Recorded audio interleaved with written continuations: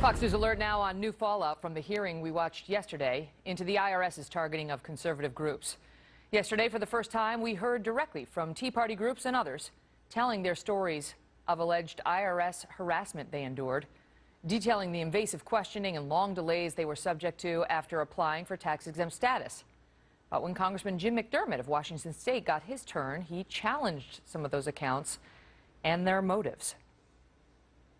None of your organizations were kept from organizing or silenced. If you didn't come in and ask for this tax break, you would have never had a question asked of you. And I get the feeling that many of you and my Republican colleagues just don't believe, or you believe you should be free from political targeting, but that you should be free from any scrutiny at all. Joining me now, Washington Democratic Congressman Jim McDermott. Congressman, thank you for coming on. So we watched that with great interest yesterday and had a discussion about it, and they questioned whether you were blaming the victim, as Paul Ryan suggested moments after you concluded your remarks. Do you understand that criticism? Anybody who would make that criticism didn't listen to my whole speech. I spent 5 minutes talking, and you're talking about one line. The fact was, I said 5 times that the questions that they were asked were egregious, they were out of bounds, they shouldn't have been asked. And I said that over and over again very clearly. But what I was trying to do was to say this process of asking for a tax exemption is one that once you ask for one, you open yourself up to being questioned. And I think that we want the questions to be on both sides. The only group that lost, that was told they couldn't have an exemption, was a liberal group called Merge America. But you know that many, many conservative groups, hundreds of them, were kept waiting with no answers for months and months, and actually years at a time. They were never denied their exemption. But why is that? Who cares? Who cares? If you're stuck for 3 years with no answer, isn't that the same as an effective denial? Wait a minute, Ms. Kelly. They can still operate. They can still collect money. They can still put out advertisements. They can use their First Amendment rights. Nobody at the IRS stopped them from doing that. But Congressman McDermott, that ignores the reality of the testimony you heard. Jim Kukugi talked about how they lost a $30,000 donation because a lot of people don't want to donate to groups that haven't received that stamp of approval in officially becoming a 501c4. That was not under testimony, under oath. I don't know. He didn't offer any proof. He didn't offer any proof. He was lying? Is this your answer to that? No, that anybody who claims that they lost donations, they're misleading? Ms. Kelly, you are putting words into my mouth. I'm asking you. I'm asking you. You are putting words in my mouth. Stop it. I'm not, sir. I'm asking you whether you are rejecting that testimonial as not true. I am saying people can say anything, and they do say in testimony before committees. But the fact is that we don't know that to be true. If he would bring some evidence in and show it to us, we would be glad to see that somebody said, I offered you $30,000, and because you don't have a tax-exempt status, I'm not going to give it to you. If he had a letter or something like that, then we would have something to talk about. But when you're just listening to people tell you stuff, people tell us in the Congress things all the time. And the IRS hears people say all the time, and they ask more questions and ask for documentation. That's the nature.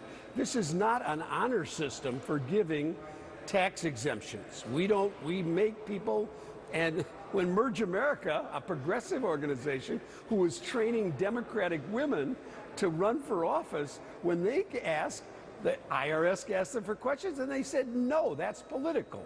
That's the way it should be. So once again, so it was the groups, so these women and men, we've got a full screen of some of the witnesses who came before you yesterday.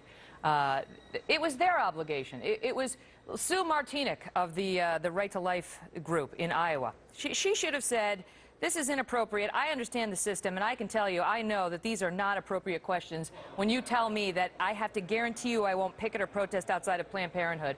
I mean, you...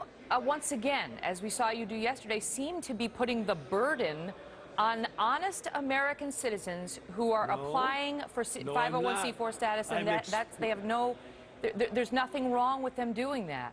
You're wrong. I am not putting the burden on them. I'm explaining the process. If you ask for a tax exemption, you have to be prepared to justify it. Right. Now, I think we agree on that. I think even your witnesses agreed on that. Wait a minute. I said a half a dozen times that the justification that was asked for in these instances was wrong. And I'm on the side of those 6 people sitting in front of us. Really? I absolutely think, yes.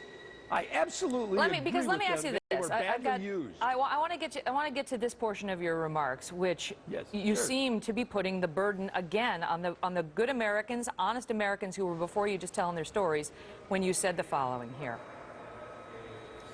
I haven't heard a single word here about what questions you think we ought to be able to ask you about your tax-exempt requests. Anything else, like the circus that's happening in the Oversight Committee or here, is simply political theater. Why is it their obligation to come before the House Ways and Means Committee after a flight from Iowa and 3 years of trying to deal with a harassing IRS to try to educate you, sir, or the IRS on exactly what questions are appropriate and which ones are not? That was a rhetorical question to the committee and the chairman. Why are we having these people who told us their story? We got it out of the way. Now let's get on to how we fix it. The real question is, how do you fix this? Because it's going to continue to happen if you don't fix it. And there was not anything said in the whole hearing up to the time I was there. In fact, I stayed till the very end, and there was never anybody talking about how do we fix it. I understand that, and sir, but you did belief not is, phrase it as well, a rhetorical question to the Republicans. You well, said, I didn't say. you said I haven't I'm heard a sorry, single you word here can't about what understand questions rhetorical you questions. think If you can't understand somebody we ought to asking be a able to rhetorical ask question, you about you your are- tax-exempt I don't know. request. The Republicans weren't making tax-exempt requests. It was the people before you. So it certainly sounded like a direct question to the good men and women who took time out of their day after being harassed by our IRS to speak to you, That's sir. how you heard it. That But is, my and you're right. intention- And we'll leave it to the and- viewers to decide. Thank you for being on, sir. We've got to go. My great All pleasure. the best to you. See you again.